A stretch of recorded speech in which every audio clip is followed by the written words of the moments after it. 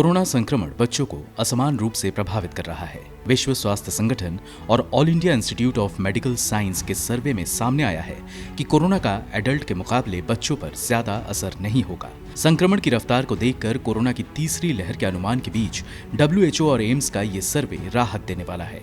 सर्वे में पाया गया है कि एडल्ट के मुकाबले SARS-CoV-2 सीरो पॉजिटिविटी रेट बच्चों में ज्यादा मिली है। सीरो पॉजिटिविटी रेट संक्रमण के प्रति नेचुरल इम्यून रिस्पॉन्स को माउंट करने की क्षमता को बताती है। सर्वे से पता चलता है कि कोई सांख्यिकीय प्रमाण नहीं है कि 2 से 17 आयु वर्ग विशेष रूप से संभावित तीसरी लहर की चपेट में होंगे। ये सर्वे 4509 पार्टिसिपेंट के डेटा के मध्यावधि विश्लेषण पर आधारित है।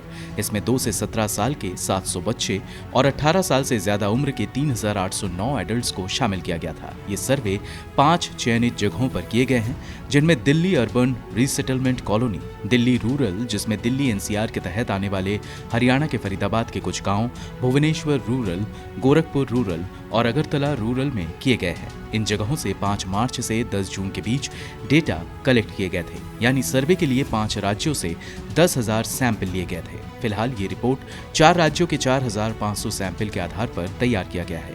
अगले कुछ महीने में 5 राज्यों के 10,000 सैंपल साइज की पूरी रिपोर्ट आएगी।